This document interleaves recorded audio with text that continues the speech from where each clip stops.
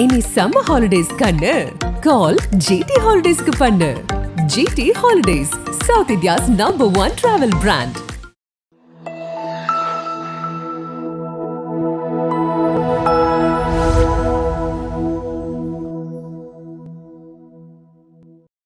கொஞ்சம் வழக்கமாக தமிழ் படங்கள் பண்ணிக்கிட்டு இருந்தால் கொஞ்சம் தமிழ் ஃப்ளூவெண்டாக வரும். பட் இப்போ லாஸ்ட்டாக பண்ண தமிழ் படமே காவிய தலைவன். ஸோ ஆமாம், இப்போ கொஞ்ச நாள் முன்னாடி தான் இது தமிழில் டப் பண்ணேன். ஸோ ஆமாம், ஒரு 2 days தமிழ் பேசினாங்கிற ஒரு கான்ஃபிடன்ஸ் இப்போ இருக்குது. நேற்று தான் actually he was asking me, sir 15 minutes இருக்குது, ஸோ 15 minutesல I try and ask you as much as I can. So நான் சொன்னேன், இப்போ வந்து இந்த படத்தை பொறுத்த வரைக்கும் 1 year 1 minute கால்குலேட் பண்ணால் கூட 15 minutes பத்தாது. ஏன்னா இது ஒரு 16 year long ஜேர்னி. 2008 தான் actually director Blessy decided to do Aadu Jeevitham. And 2008-2009 தான் he first came to me, இப்படி நான் இந்த படம் பண்ண போகிறேன், நீ தான் இதில் நஜீபா நடிக்கணும்னு சொல்லி. அதுலேருந்து இன்னைக்கு வரைக்கும் if you see it's 16 year long journey. So இதில் வந்து ஒரு மிகப்பெரிய ஒரு விஷயம் என்னென்னா, back in 2008 when Blessy sir decided to do Aadu Jeevitham, அவர் வந்து இன்னைக்கு எப்படி என்ன நிலைமையில இருக்காரோ அதே பொசிஷன்ல இருந்த he was the most coveted film maker இன் மலையாளம். எனக்கு தெரியும் he was the highest paid film maker in Malayalam in 2008-2009. And எல்லாருமே, அவர் வந்து ஆல்ரெடி மம்முட்டி சார் வச்சு படம் பண்ணாரு, மோகன்லால் சார் வச்சு படம் பண்ணாரு. So all big stars wanted to do ஒரு பிளஸி படமாவது லைஃப்ல பண்ணோங்கிற ஒரு ஆசை எல்லாருக்குமே இருந்தது. ஸோ அப்படிப்பட்ட பொசிஷனில் இருக்கிற ஒரு film maker for the next 16 years decides that இல்லை, நான் இந்த ஒரு படம் தான் பண்ண போகிறேன். அப்படிப்பட்ட கன்விக்ஷன் வந்து it is very very rare to find. Forget about cinema, even in life it is very rare to find. இது இந்த படம் பொறுத்த வரைக்கும் இது ஒரு பெரிய ஜேர்னி. இது 2009 வந்து we decided to do the film and it took us 10 years till 2018 to finally start rolling, start shooting. ஏன்னா இவ்வளோ பெரிய படம் இந்த பட்ஜெட்டில், இந்த ஸ்கேலில், இந்த கேன்வாஸில் வந்து 2008-9 டைமில் it was impossible to imagine, especially from the Malayalam industry. அந்த 10 வருஷம் we Blessy sir actually set up the project, you know, almost brick by brick, and you know finally we were able to start shooting in 2018. அதில் வந்து today I have to tell all of you, especially that now we are in Chennai. இந்த படத்துக்கு வந்து இல்லை, இப்படி ஒரு மிகப்பெரிய ப்ராஜெக்டுக்கு இவ்வளோ செலவு பண்ணி இந்த ஸ்கேலில் பண்ணலாங்கிற ஒரு ஜஸ்டிஃபிகேஷன் வர்றதுக்கு மிகப்பெரிய காரணம் வந்து ரஹ்மான் சார் தான். Actually when we decided that we will, so I have to, ஒரு சின்ன story I have to, actually I don't know if Rahman sir also knows this, I don't know if I've said this, ஒரு சின்ன story I have to tell you, sir. So when Blessy sir and me, I remember it was in my vanity van in 2009, I think. So like the first discussion we had is who's doing the music? So only 2 names actually. We were, of course, when you dream, you can dream. Limitless dream panla.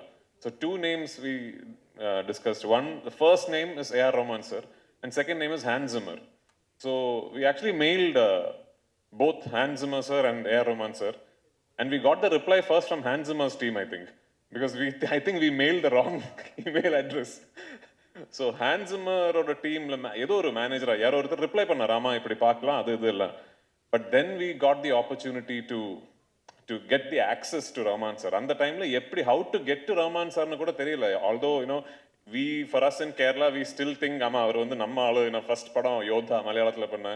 He's like, if you see Rahman sir in Kerala, people relate to him like a Malayali only. But we didn't know how to get to him. But finally we got access to him, and the faculty of a genius nu solradhu vandu, the expert is in his or her own craft mattum kedaiyadu. You should be able to spot something special, illa. So and alavula vandu he is one of the greatest geniuses to have lived in our times. I think it is that first meeting liye vandu, I think Rahman sir understood that we are trying to pull off something very special, and he said, yes, I am doing the film. Rahman sir oda per vandu, when it got associated with the project is when suddenly the film, you know, even in Kerala and the time la A.R. Rahman பண்றாரா, ஐயோ அப்ப அந்த level படம் அந்த, so அந்த அப்படிப்பட்ட ஒரு talk வந்து it really helped us a lot during the setting up stage. So I have to take this opportunity to thank Rahman sir for showing the faith and the trust in this project, and more importantly in Blessy's vision.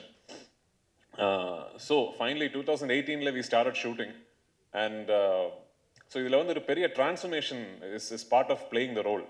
ஏன்னா வந்து ஒரு 3.5 years ஒரு டெசர்ட்டில் வந்து stuck ஆன ஒருத்தரோட கதை. இது கதை கிடையாது, ஆக்சுவலி இது வாழ்க்கை, ஒருத்தர் நிஜமாவே வாழ்ந்த வாழ்க்கை. அது ஃபார் அனதர் டிஸ்கஷன்.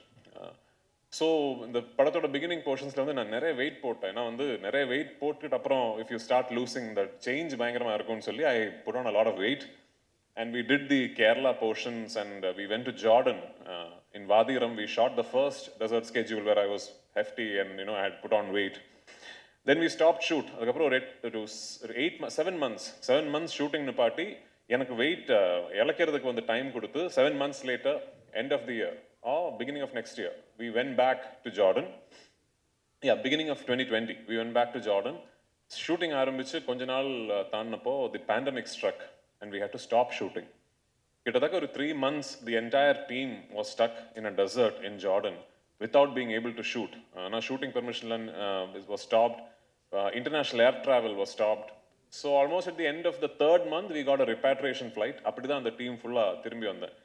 அந்த டைம்ல வந்து Blessed sir and me and the whole team, we did not know இது எப்போ இனிமே ஷூட்டிங் நடக்குமா, திரும்பி போக முடியுமா, எதுவுமே தெரியல. And imagine it's a journey of so many years of weight and effort. But ஏதோ கடவுள் பார்த்தேன்னு நினைக்கிறேன். ஒரு 2 yearsக்கு அப்புறம், ஆல்மோஸ்ட் 1.5 yearsக்கு அப்புறம் we managed to regroup and get the permissions again. இந்த வாட்டி to shoot the escape portion of the whole desert saga, we went to Algeria, in the middle of the Sahara desert. Timimoun ஒரு இடம், அதில் அங்கே இருந்து we used to go in 4-wheel drive SUVs into the desert. தெரியல, I don't know if any film crew has ever been there. I think it should be next to impossible. நாங்கள் அங்கே shoot பண்ணிக்கிட்டு இருக்கும்போது I remember the locals, the Algerian locals telling us we ourselves haven't seen these places. So அப்படிப்பட்ட ஒரு இடத்துல we shot one big portion of the film. Then we came back to Jordan, and 2020 வந்து எது we couldn't do, the portions that we couldn't shoot, we completed that in Jordan, and finally we came back to Kerala, and the film we finished shooting in 2022. அதுக்கப்புறம் ஒரு 1.5 years long post production process. இந்த 28க்கு இவ்வளோ பெரிய கதையோட climax. So என்னை பொறுத்த வரைக்கும் 2009-2008 டைமில் when I said yes to the film, நான் வந்து I hadn't gotten married, I obviously wasn't a father, நான் ப்ரொடியூசர் ஆகலை, டைரக்டர் ஆகலை, டிஸ்ட்ரிபியூட்டர் ஆகலை. இந்த எல்லா மாற்றங்களும் என் லைஃப்பில் நடந்தது இந்த ஆடு ஜீவிதம் ஜேர்னியோட நடுவில் தான். ஸோ என்னை பொறுத்த வரைக்கும் அந்த 28th of March, it is almost like one phase of my life is culminating. அதில் வந்து ஒரு பெரிய சந்தோஷம் என்னென்னா, finally when it is releasing now, I guess it's releasing at a time which is great for cinema in general and for Malayalam cinema in particular. இந்த படம், right from the beginning we always thought whenever it is releasing, we should try and get the best distributors, the market leaders, to distribute this film for us in every market. So I should take this opportunity, since I'm here in Chennai and speaking to you about the Tamil version. Thank you, Udayanidhi Stalin sir. நான் ஒரு phone call தான் அவருக்கு பண்ணேன். I called Uday once, and I've never spoken to him before that. And I told him, இப்படிப்பட்ட ஒரு project, இது ஒரு இண்டஸ்ட்ரியோட ஒரு பேஷன் ப்ராஜெக்ட், இவ்வளோ வருஷங்கள் இதோட எஃபர்ட், இது ரெட் ஜாயிண்ட் தமிழ்நாட்டில் ரிலீஸ் பண்ணால் எனக்கு ரொம்ப பெருமையாக இருக்கும்னு சொன்னேன். And I think Uday was an artist, so probably he understood what I meant. Uday probably related to what it would mean to a group of artists to have thrown their conviction, time and effort behind something like this, and he gladly agreed. So thank you so much to Red Giant and Udayanidhi Stalin sir for backing our film and showing faith in us. Kandipa 28th of March, world over the film will release. Please do watch the film. இது பார்த்துட்டு இருக்கும்போது ஒரு மிகப்பெரிய விஷயம் நீங்கள் மறந்துடக்கூடாது. இது வெறும் ஒரு கதை கிடையாது, ஒரு மனிதன் வாழ்ந்த வாழ்க்கை. அண்ட் நஜீப்ங்கிற மனிதன் இன்னைக்கு he's with us, alive and well. He fought the circumstances, he found the strength to survive the circumstances, and he came out of it to be able to tell his tale. So இந்த படம் வந்து is an ultimate tribute to the resilience of human strength, is a tribute to the life that Najib lived, and of course it is a passion project for all of us involved. Thank you so much. சமீப காலமாக தொடர்ந்து அவர் கூட நான் பயணப்பட்டுருக்கேன். எத்தனையோ படங்கள் பயணப்பட்டுக்கிட்டு இருந்தாலும் இந்த மேடைக்கு என்னை அழைத்து வந்து நிற்கிறதுக்கான ஒரு வாய்ப்பை வந்து கொடுத்ததுக்கு வந்து நான் ரொம்ப பெருமைப்படுறேன். காரணம், இந்த புத்தகத்தை பற்றி நிறைய பேர் படிச்சிருப்போம், வாசிப்பாளர்களுக்கு தெரியும். பென் ஆயிமின்னு சொல்லிட்டு அவர் எழுதின அந்த ஆடு ஜீவிதம் புத்தகம் மிகச்சிறந்த நாவல், பல லட்சம் பிரதிகள் விற்ற ஒரு நாவல். இன்னும் சொல்லப்போனால் பிரித்திவ் சார் சொன்னது மாதிரி இது ஒரு படம் இல்லை, ஒரு வாழ்வியல், ஒரு மனித உணர்வுகளை மொழிபெயர்க்கக்கூடிய ஒரு களம். இதை வந்து அவ்வளோ உணர்வுகளால் புதிந்த ஒரு புத்தகம். அதை வந்து படமாக பண்ணுறதுக்கு பிளஸி சார் வந்து எடுத்த அந்த முயற்சி வந்து உண்மையிலேயே இது ஒரு எழுத்தாளனுக்கு கிடைத்த வெற்றியாக நான் பார்க்குறேன். ஒரு எழுத்துக்கு, ஒரு இலக்கியத்துக்கு, ஒரு வாழ்வியலுக்கு, ஒரு உணர்வுக்கு கிடைத்த வெற்றியாக பார்க்குறேன். இந்த படைப்பில் நானும் ஒரு புள்ளியாக எங்கேயோ இருக்கேன் அப்படின்னு நினைக்கும் பொழுது அதுக்கு ரொம்ப பெருமைப்பட வேண்டியிருக்கு. இசையமைப்பாளர் இசைப்பியலுக்கு நான் நன்றி சொல்ல வேண்டியிருக்கு. காரணம், அந்த படத்தை நம்ம நிறைய பரீட்சை எழுதிட்டு வெயிட் பண்ணிக்கிட்டே இருப்போம், எப்போ ரிசல்ட் வரும் அப்படின்னு சொல்லிட்டு. நிறைய படங்கள் எழுதிட்டு இருந்தாலும் இந்த படத்தோடைய ஒவ்வொரு அப்டேட்டையும் நான் இரவு 2 மணி 3 மணி வரைக்கும் பார்த்துட்டே இருப்பேன். ஒய்ஃப் கூட சொல்லுவாங்க, என்ன அப்படி இருக்கு அப்படிம்பாங்க. இல்லை, அந்த நாவல் அவ்வளோ அழகான நாவல் பாப்பா அப்படின்னு சொல்லி பேசிட்டு இருப்போம். இதில் வந்து பிருத்திவிராஜ் சார் ஒரு பெரிய ஒரு வாழ்வியல் உணர்வுகளை வெளிப்படுத்தியிருந்தாலும், அதை பிளஸி சார் மிக அழகாக படம் பிடித்திருந்தாலும், இந்த படைப்பில் இசை வந்து ஒரு கேரக்டராக நகர்ந்துக்கிட்டே இருக்கும். அதாவது சுவடுகளுடைய சரிவுகளில் மணல்கள் அசைவதுக்கு கூட ஒரு குட்டி இசையமைப்பாளர் இசையமைச்சுக்கிட்டே இருந்திருப்பார்.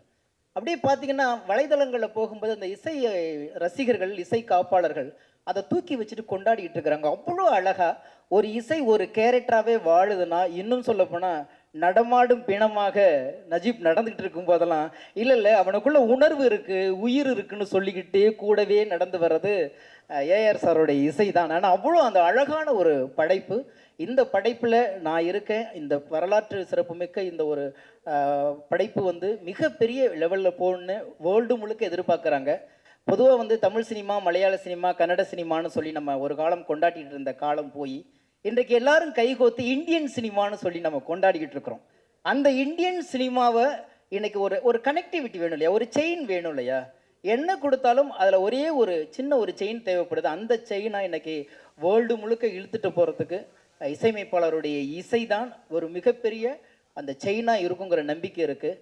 இதை நான் வந்து இந்த புத்தகத்தை படித்ததுனால, இதில் உணர்ந்ததுனால நான் இவ்வளோ விஷயங்களை உங்கள்கிட்ட பகிர்ந்துக்கிறேன். ஆனால் உண்மையிலே படைப்பிடிப்பு அதை விட பல மடங்கு அதை வந்து கண்ணு முன்னாடி நிறுத்தியிருக்கிறாங்க, நீங்கள் பாருங்கள். ஆனால் இந்த மாதிரி படைப்புகள் தான் கொண்டு போய் சேர்க்கும்போது நம்ம இந்திய சினிமாவுடைய தரம், நம்மளுடைய மாநிலத்துடைய உணர்வுகளை மொழிபெயர்த்திருக்கிறது.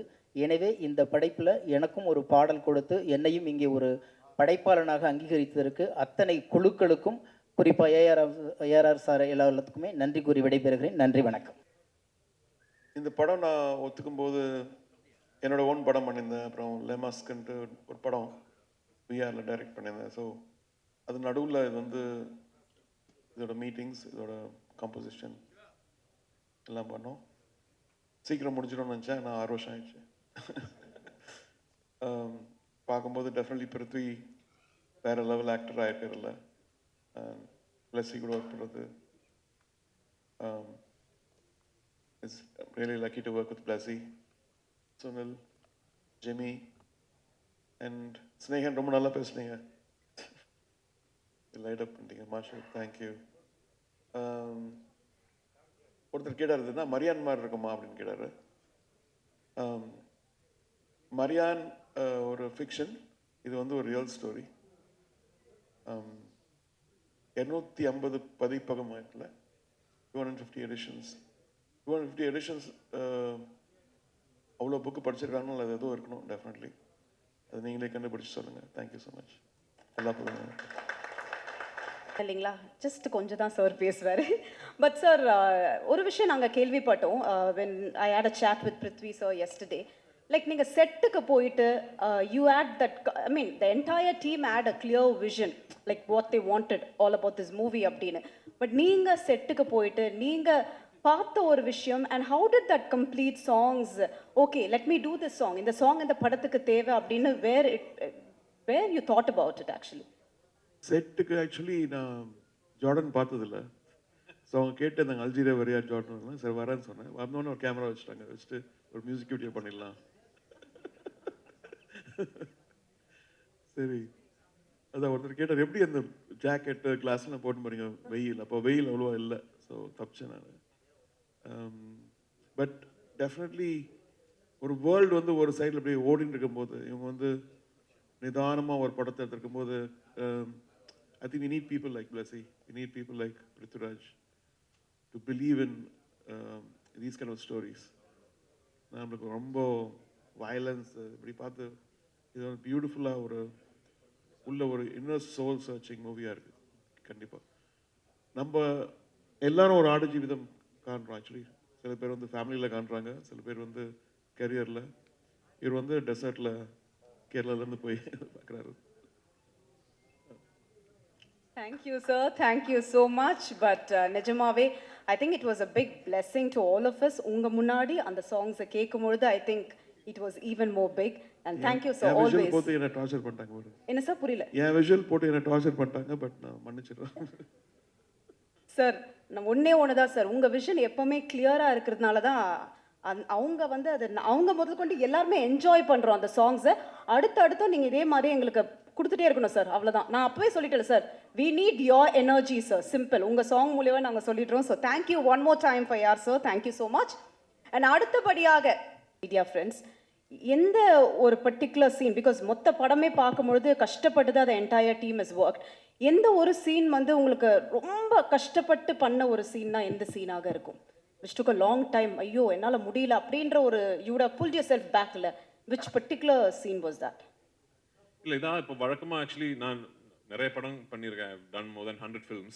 So வழக்கமாக when you ask me about a film, I'm able to differentiate the experience of shooting the film as, oh, அந்த scene, in the fight sequence, இல்லை in the climax sequence, அந்த லொக்கேஷனில் ஷூட் பண்ணது ஏதோ தெரியல. பட் ஃபார் ஆடு ஜீவிதம் எனக்கு வந்து beginning to end of even as we speak today ஏதோ ஒரு ஒன் ஹோல் எக்ஸ்பீரியன்ஸாக தான் என் மனசில் இருக்குது. Actually I am not able to differentiate between days, scenes, events. I remember how I felt.